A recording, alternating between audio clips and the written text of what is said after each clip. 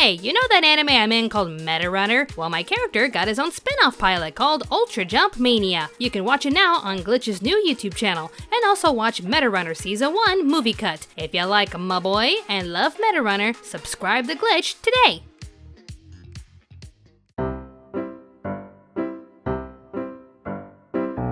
Hey, so, on an unrelated topic, you know those online posts with fan drawings of anime characters and what their, love child would look like? I mean, I made a video a while back drawing what the kids of certain anime couples would look like.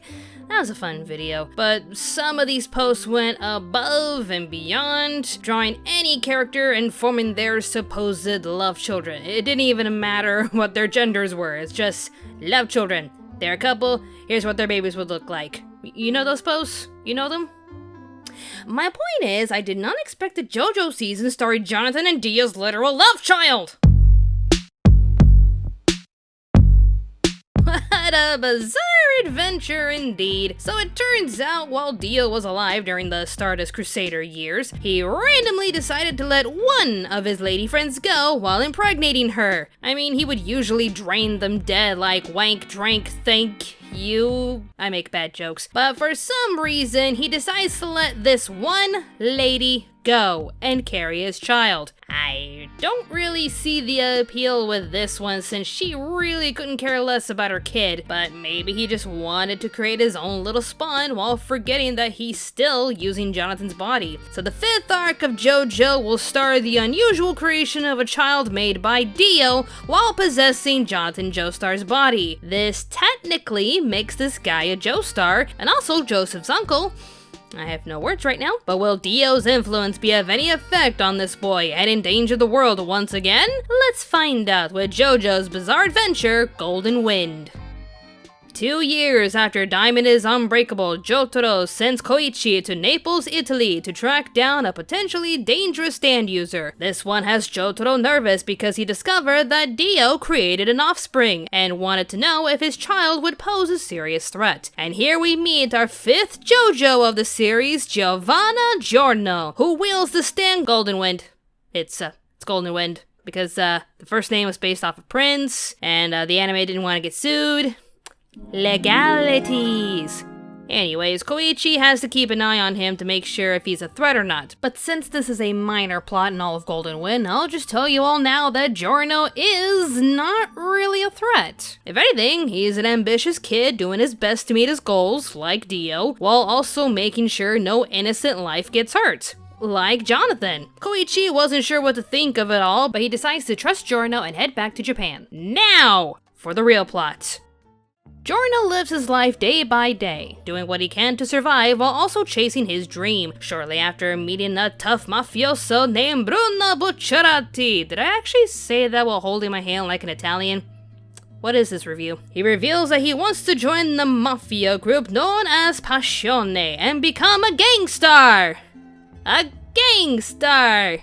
You get it? But yeah, he wants to become a gang star in order to change the mafia for the better. From this point onwards, Bucciarati takes Giorno to get initiated and join his group, Team Bucciarati. This colorful group features Leone Abbacchio, Panacoto Fugo, Narancia Girga, and Guido Mista. I never thought I'd be saying this many Italian names in one video, but here we are. Soon after hearing about the death of their capo named Polpo, oh no, I wonder why he did it! Bucciarati takes the team on a mission to locate his wealth in order to give it to another capo named Pericolo in order to raise his rank in the mafia. This does indeed give him the rank of capo himself, but he has to take on a huge mission that will secure his place in the family, and that is to deliver their boss's daughter, Trish Una, safely to him. The moments leading to this mission and afterwards are full of numerous fights from other mafia members who happen to be stand users, so Team Bucciarati must work together to get their mission done while working their way up to the top of Passione.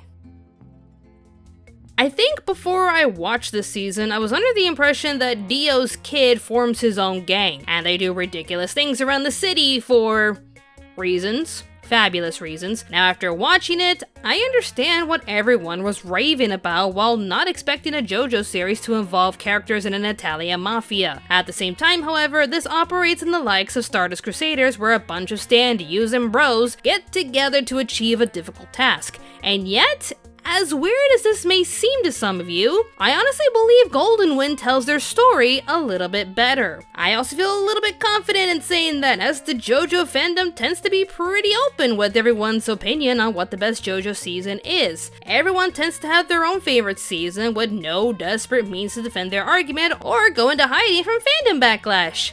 Social media, everybody! But yeah, I honestly really liked the season as I fell in love with Giorno and his family. But I think a lot of people connected with the season for very emotional reasons. Phantom Blood was the beginning, Battle Tendency was world building, and easing you into the JoJo insanity. Stardust Crusader goes full throttle with their wacky ideas as you watch an awesome bunch of guys trying to do what's right. Diamond is Unbreakable is innocent fun with high school characters protecting their town. Golden Wind is an emotional ride with characters forming their own family, and no, I am not crying.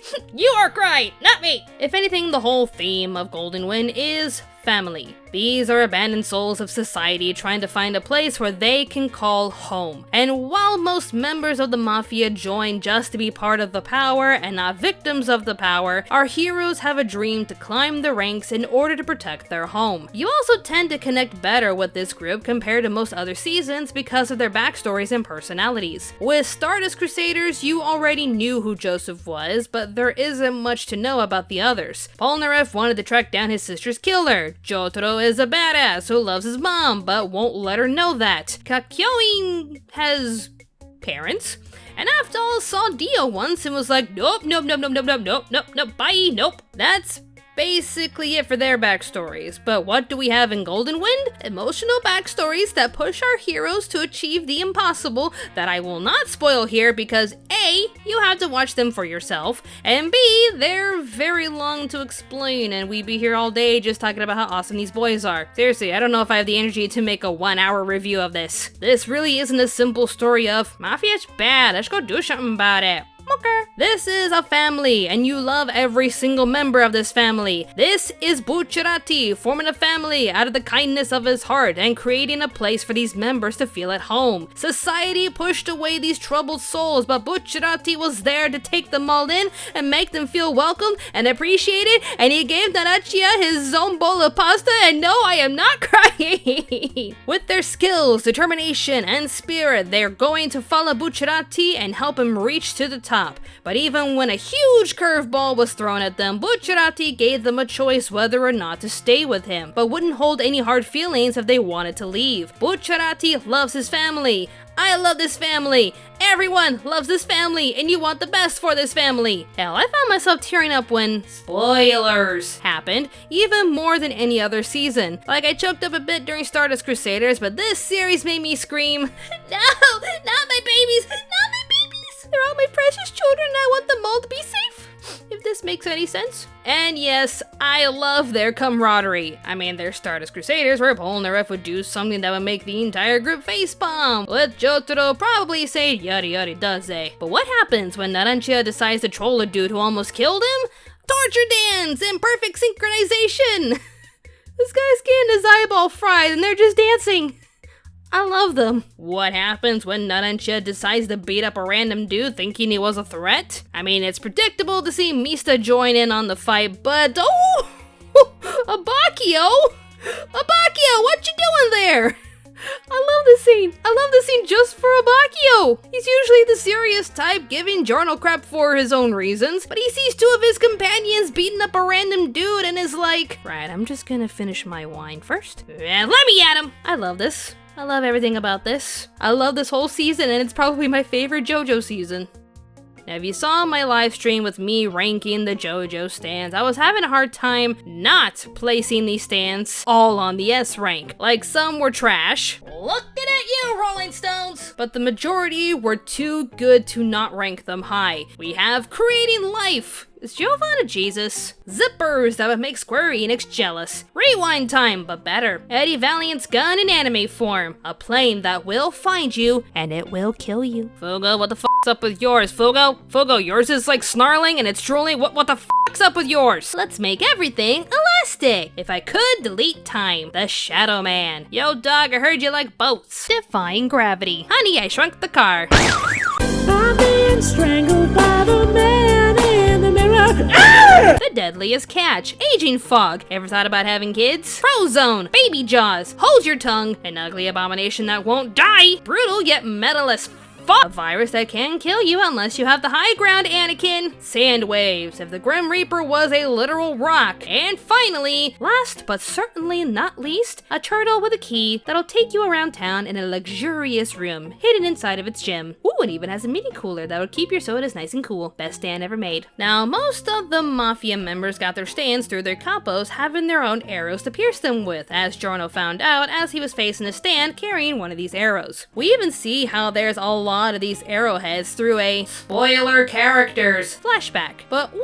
in particular adds an interesting mechanic to already existing stands: the beetle head. Any stand that gets pierced by this particular arrowhead unleashes the Requiem phase, and the stand could have an even more powerful ability they've never had before. It definitely causes a stir for everyone, including the villain, when one of the stands experiences Requiem, which made things a bit more interesting and honestly intense towards the series' conclusion.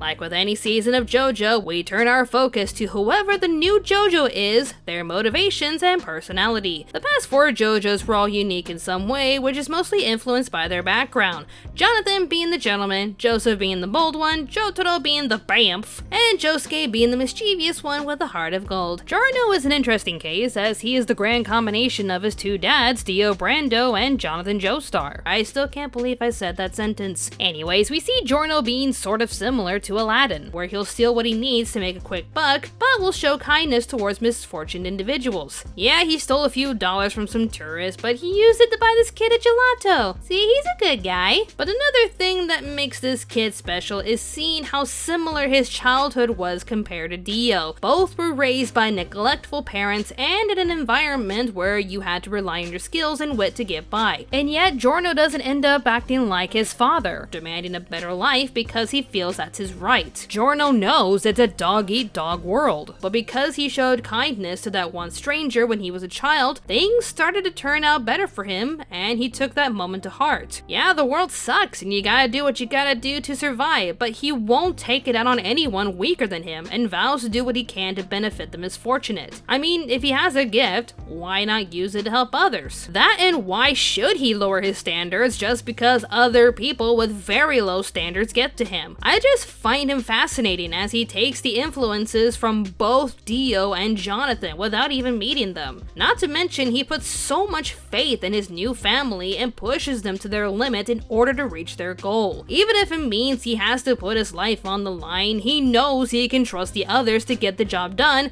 because, like Jonathan, he can see the good and the potential in others while hoping they can see it too. He pushes himself to do the best while pushing others to do their best, which is why this JoJo ranks very high for me. If anything, this whole ensemble ranks high for me, and is probably my favorite JoJo group. Most of the other seasons heavily relied on the main JoJo to get the job done. Diamond is Unbreakable tries to change things up a bit with having more stand users involved in this final fight, but this aspect truly shines in Golden Wind as these characters really work together perfectly. They are a family. They will protect their family. They are strong because of their family. We're family. This is in perfect contrast to our villain, Diavolo. Get it? Dio means God, Diavolo means devil, the son of God is fighting the devil, Giorno is Jesus. Hallelujah. Anyways, I won't spoil anything here, but I will say the villain of this season is perfect. He works better in the shadows and alone. No one knows who he is or where to find him, but he has so much power and influence that it feels impossible to stop him. His stand alone gives him enough power to intimidate anyone, but he will not hesitate to kill if it means his identity is kept a secret, even if it means killing his own family. There is no honor with this villain, just power. He doesn't believe in family or trust, just power and fear. This alone works great for the theme of this season, as his motives and tactics contrast vastly to our ensemble. And before we wrap this up, can we just talk about this real quick?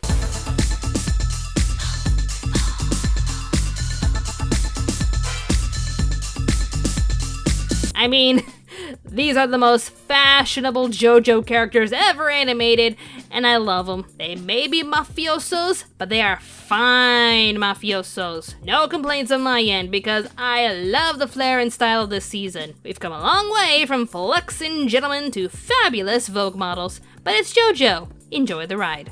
Overall, I am genuinely pleased with this season. The story is intriguing, the stands are interesting, the animation is top-notch, and it's all carried by amazing characters. If I had one minor nitpick, I'd say I wish I could have seen more from Trish Una. She only shined when she discovers her own stand, but I just wanted to see more of her. As in, more charming moments with her interacting with the boys and forming a genuine bond with them like she did with Mista. And I don't know, just more scenes where we could see her personality grow and shine, but I digress. I still need to take my time and fully assess which JoJo and which season is my favorite, but Golden Wind is a serious contender. I mean, I loved most of JoJo leading up to this season, but this one was not only fun, it gave me the feels, and no, I am not crying! Else, one season I found myself marathoning until roughly 6 a.m. But if you want to watch this amazing season yourself, all 39 episodes can be found subbed on Crunchyroll and Anime Lab. I did watch the first 30 dubs in English, and again, Viz Media dubbed this one very well. Philip Rake? How do you pronounce that last name? Anyways, Philip Reich did a great job voicing Giorno, and I actually recognize Ezra Wise as Fugo. What can I say? I have a soft spot for the voice of Gene Starwind. Everyone did amazingly well, but I love how Ray Chase found himself voicing Bucciarati and Noctis from Final Fantasy XV. Leaky Eye Luca got his head bashed in with his own shovel and was conveniently found unconscious on the outskirts of the airport. He's critical, and it's looking like he's never going to come to. And I've come here to hunt down the culprit. Hate to break this up, but Kor's got the motor running. Drados, he's in your hands. Sir! How'd you end up in 2 amazing boy bands? Me, on the other hand, I'm too much of a scaredy cat to ever take mine off. I didn't know what to expect with Golden Wind, but I was pleasantly surprised. If you're in the mood for a bizarre adventure with amazing characters in amazing fashion, then I'd give Golden Wind a chance. But I am about to spoil something major about this season because I cannot help myself. I need to squee about it in 3, 2, 1. The spoiler character was Polnareff. He came back to help the group, and his soul is stuck in a turtle. Polnareff's a turtle. He's a turtle! I love it! Just dance, gonna be okay. Just dance. You can be my wingman anytime, Yugi. No, you say. You can be mine. No homo, right? All of the homo! I'm too sexy for my shirt. Too sexy for my shirt. So sexy it hurts. I am stupefied as to what has just occurred. Fashionista, how do you look? Look how they mess with my boy. Ring, ring, ring, ring, ring, ring, ring, banana phone. Damn, boy! He thick as fuck! I'm sorry that I was being so stubborn. Please forgive me. No! Dance, magic dance. Dance, magic dance. Lay a spell on me.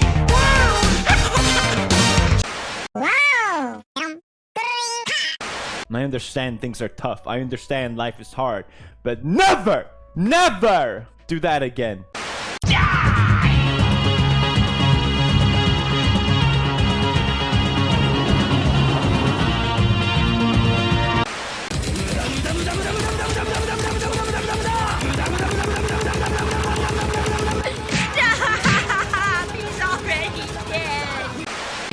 European, so stylish and relaxed. Is he gay or European? I think his chest is waxed.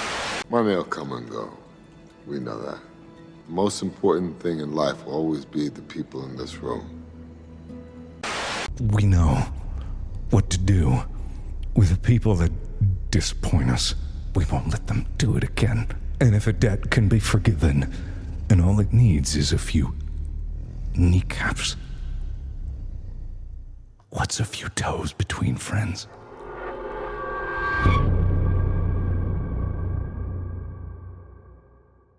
And there you have it! 5 seasons with 150 episodes of JoJo! Ooh, I know a lot of you will want me to continue with Stone Ocean and the manga, but I'm just gonna stop for now and check out the manga while I'm editing more reviews. This was one hell of a request, but I enjoyed this adventure nonetheless. So I ask all of you watching up to this point, who is your favorite JoJo and what is your favorite season? Leave your answers in the comments down below. If you liked our JoJo reviews or like our videos in general, I'd appreciate it if you could leave a like on this video and subscribe to our channel. Special thanks to Lee Goldberg for pushing me to finally watch all of JoJo, and special thanks to Nuxtaku for his lovely contributions, aka flexes. But I'd like to give an even bigger thank you to my awesome Patreon supporters. Times are really tough with the way the world is, so I am just truly grateful for your amazing support and generosity. Thank you all so much for watching this video. More awesome videos will be on the way, so stay tuned to Anime America. I interrupted your video!